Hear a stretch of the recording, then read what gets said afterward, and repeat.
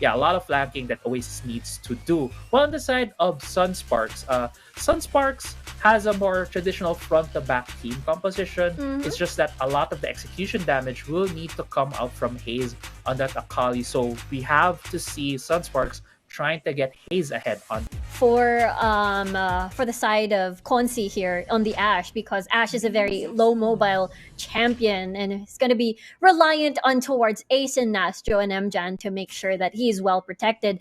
And you mentioned that's a Fizz, that's a Fiora, that's a Seth, and a Darius. Like those champions are just ready to be in your face in these fights. Yeah, they're definitely gonna try and pressure Consi. And if I was on Sparks at this point, you don't have to think of Consi as your main carry. He's just gonna be the guy to really facilitate the team fights. We have seen a lot of the plays on an Ashe here the WCS to start off fights when they're trying to take objectives instead of being the team first on the objective. What you do is you're the second towards the objective. But the face breaker on Mjan here. Oh, look at Mjan. He's so low right now. Ignite being already used and a heal or exhaust as an exchange for both of these teams. Yeah, and I was thinking there could be a kill right there because if Demon Kite exhausted his flash, but still there was still the heal coming from Consi. So it's gonna be it would have been a very tricky thing to do, but it's still a very low here. Oh my, level 2? A little bit of harass coming from Nastro, but Ignite already being carried mid lane though. Haze might be in a very tight spot. Just gonna go out of the fight. Very, very mobile champion on this Akali. Right, very mobile. We see a lot of action earlier on, and it's just EDAF and ETAF doing that dual thing that they do right now. They are taking control of the Rift Scuttler, and that's what we usually see. Junglers going for the mid lane gank or even trying just to clear the wave so that they could have earlier access to these Rift Scuttlers. But since Nastro was able to push Asilla away, Ace very well knew he had advantage there. No playful trickster. Yeah, the flag is enough for a flash burn, so yeah, no playful trickster already been used to sort of harass and clear the wave from earlier. So yeah, we got to see Edda fine, but no flash.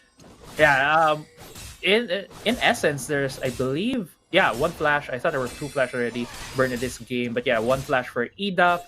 It's gonna be harder for him right now to exert pressure on the Kali in this lane because he can just be return ganked by Ace whenever he uses the playful trickster. But I also want to highlight some of the adjustments right now that the junglers and the Baron laners have done when Esila was had to go for the back because he was shoved away by Nashor, won that duel on the top side of the map. Instead of just getting the honey fruit and staying there, he immediately recalled to base because earlier on we saw him getting jumped by Ace, and Ace is going to be spotted in the ward. They do see the ward at the red trinket and just takes it down. Ace looking for a bit of that timing there in the bot side of the map, but yeah, none right there. And now as we approach the 3-minute mark, we're going to be near towards those objectives.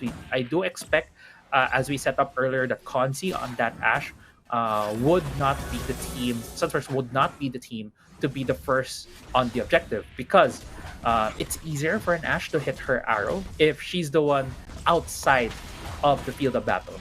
Because if she's inside that circle of where they're gonna get pinched, it's gonna be harder for you to hit because there's people on the flank, there's people on the sides, and they could just very well look at the Ashe and get away from it. Unlike if you're taking an objective, you are still looking at the objective and looking behind you if there are people there for the flank. So I do expect Sunsparks to be the guys going in second into the objective. Yeah, that's true. Gotta look front and back. I mean, Ashe releasing that ult is similarly to when a Jhin ults or when a Misfortune ults. Very vulnerable for the taking. And the fact that Oasis has a lot of tools to just get in and burst Consi if he's ever vulnerable like that. But Infernal Drake has now spawned. There is a little bit of vision. That's probably most likely the Scuttler. Yes, it is for the side of Oasis, their first dibs here. But just as you mentioned, Sunsparks is going to be happy with this setup as Ace is going to get in that flag and drag into the arrow or vice versa.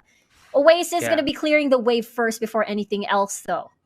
Yeah, they are clearing the wave. They are setting things up just in case they do win the fight. And Sunsparks knows that what they need to do. They don't want to be the first guys there, even though they have control over roots, though. That's an arrow, but that's a tanky member of the team. Esila is gonna be happy about that. No flash for him though, so no proto belt, so none of these flash apprehend plays that he could do later on into the fight. OASIS now starting this dragon. Ace has no drag just yet. He's just poking. Already unleashed the flag on the ground. Yeah, Hayes setting up for this flank here. He's spotted. There's flashing over the wall, and Hayes is going to get bursted down. That's going to be a no ignite drop, and that is gone. 4v5 situation already in favor of OASIS here. Hayes is gone. Dragon still half HP. Ace so low, but here we go. Nastro in the middle of the fight, unable to burst Esila, and now it's 2 members down on the side of Sunsparks. They're still going to pursue this dragon, and that's going to be dragon for the side of OASIS. Well played by OASIS.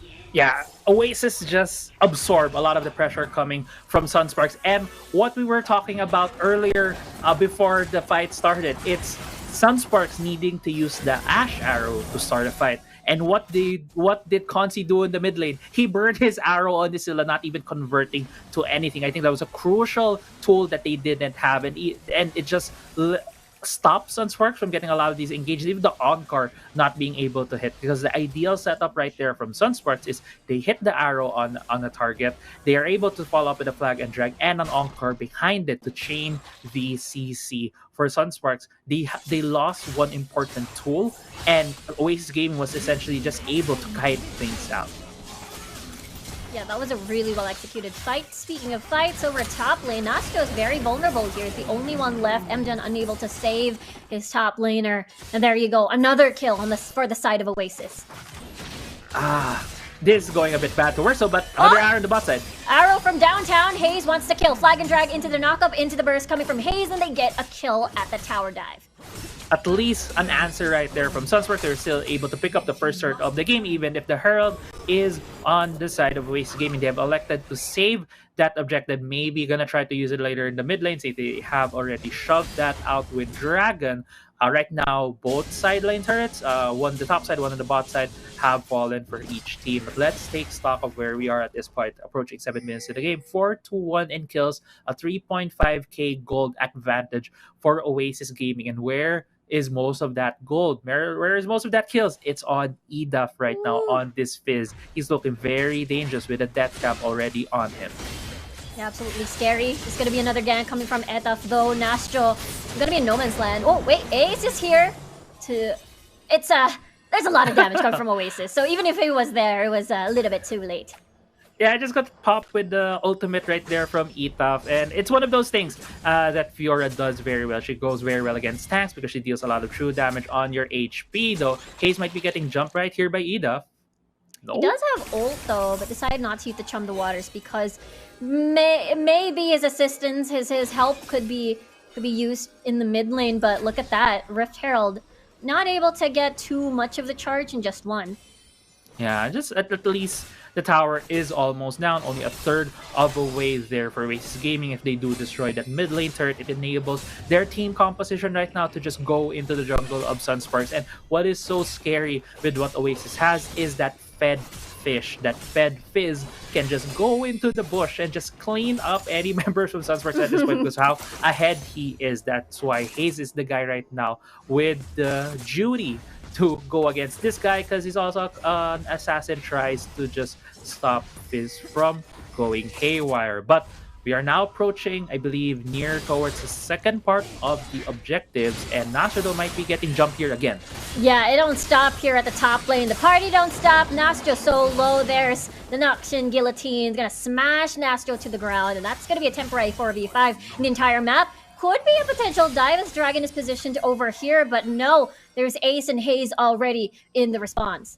And look at how deep Dragon is right now. He's getting some tower shots. They're looking at the mid lane. They also want to destroy that, while EDAP has destroyed the first tier third in the bot side of the map, giving OASIS now more control over this map. The Dragon's about to come up, and it's gonna be hard for Sunsparks to do anything about this arrow.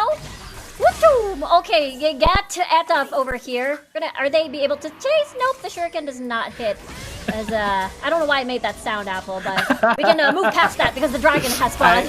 I want to replicate the sound, but I can't. But again, arrow has been used before a fight started. Dragon really bullying these members of Sunsparks. Oh, wow, nicely done, Facebreaker into the showstopper flash. Look at Nastro, or look at Ace rather, solo. There's the exhaust. There's the very long package from Demon Kite. MGen's gonna be the next focus target here by OASIS, and now that's gonna be a double kill as the dragon is still, it's now gone rather. It's gone.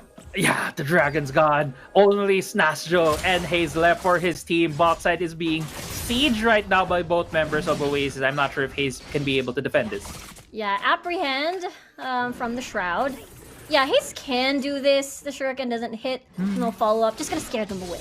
Yeah, just gonna scare it. They see smoke, need to get away, see the miss. But going back into this fight, Dragon is just so ahead at this point. Has a dead man's plate, is able to pick off Ace, and that's a very crucial pick right there for the side of OASIS Gaming, because no jungler for Sunsparks, no Dragon Steel, and it's just the layering of the CC, the layering of the engage from OASIS Gaming was beautiful right there. The package usage from Demon Kite, stopping members from Sunsparks. And now we are at the 10.5-minute mark, 9-1 in kills for OASIS Gaming. OASIS Gaming is looking to be in the driver's seat to finish out this series. And I want to highlight, again, I love to highlight these two players, Demon Kite and Consi, because they are one of the more key players for these teams. And Demon Kite on this third game of the Corki has changed his first item. Earlier on, game 1, game 2, he keeps buying the Essence Reaver, trying to get that one player burst, the one target burst. Didn't really work out, so I love the adjustment going the Black Cleaver. And right now, though, Sunsparks is in the back foot. They need to find a good pick. Etap might that be the pick. Okay, he's able to dash forward, backward rather. That's gonna be the stasis. Oh my god, the damage from MGen. He is now gone. There's the Cataclysm for the defense, unleashing the Rift Herald. Edap still going for more. Double kill for him. Make that a double kill for Edap as well. These duo. Oh no, Hayes is in no man's land. He wants to get the perfect execution, and Hayes gets a double kill as well as a response. Everybody is pretty much low health. He doesn't have flash. He still has flash and barrier as well. Nicely done timing. There's the Facebreaker dashing out into the brush. One more Sentinel Dragon wins the duel against Hayes. That was so close. I thought the ninja was gonna win against the big wrestling, punching, boxing man. But Matt with the dead man's plate, the initial damage from Dragon is just able to punch out Hayes. But Hayes still trying to make the hero plays. They got 2 kills from that. But because of OASIS Gaming boxing out that member from Sunsparks, he wasn't able to defend. Mid lane inhibitor turret is now down. The base is wide open for OASIS Gaming. Yeah, this is a lot of space for OASIS to work with for the next objective, which is the Baron. This is going to be another juicy target for them. Look at Edap. He's so far forward, but the Blast Cone is going to save the day. Yeah, the Blast Cone saved the day. Edap doesn't care anymore at this he's point. Ahead. Yeah, he's so ahead, Riku. Has 3 items, has a Lich Bait. And Nasjo, you might just get killed here, buddy. But no, SLO really wants to go for it. And now, OASIS Gaming playing a bit with their food. But with the Baron about to be up in about 10 seconds, OASIS Gaming should have their eyes set on that objective to keep on accelerating the pace of this game. Right now, the game is in their hands. It's going to be in their hands to win or lose this game. And with how things stand, a lot of the chances are, if I was a betting man, it's going to be on OASIS Gaming at this point, though Etap very far forward. Yeah, getting that Facebreaker. Burns a flash on Consi, so he is very vulnerable. Even had to use the Proto Belt into the flash, so that's how much respect he wanted to give with the engage of OASIS. And look at this. This is a 2-man Baron. They can afford to do this. Look at that. Hayes into the Death Brush. He is so incredibly low as Edup's going to be exhausted. And then it's the next target. He is on stasis at this point. There's 2 different fights. Ace is gone and Edup is gone, but it don't matter because OASIS has the Baron. OASIS has the Baron, can also transition this towards a dragon, but still, there's only 3 members of Sunsparks right here.